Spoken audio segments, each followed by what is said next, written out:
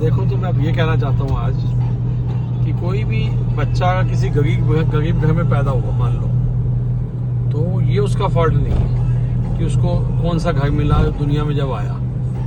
लेकिन अगर उसने अपनी मेहनत से अपने जीवन को नहीं बदला और जीवन भर गरीबी में ही जिया और गरीबी में ही आगे बढ़ता हुआ दुनिया से रुखसत हुआ, तो मैं समझता हूँ सबसे बड़ा फॉल्ट उसका है। क्योंकि इंसान चाहे तो अपनी तकदीर खुद अपने हाथों से बदल सकता है।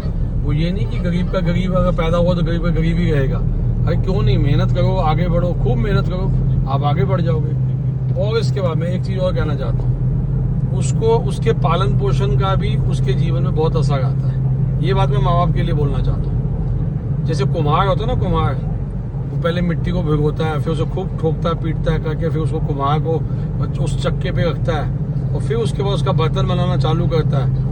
तो क्या करते हैं माँ बाप, एक हाथ से उसको ठोकता है कुम्हार और एक दूसरे हाथ से उसको सपोर्ट करता है। तो उससे क्या होता है, बर्तन में शेप आने लगती है।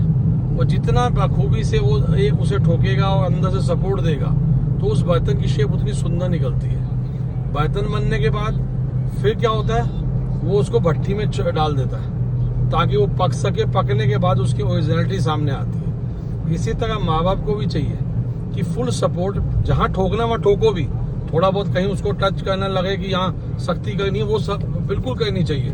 नहीं तो बच्चे जो है ना वो अच्छी शेप नहीं ले पाएंगे।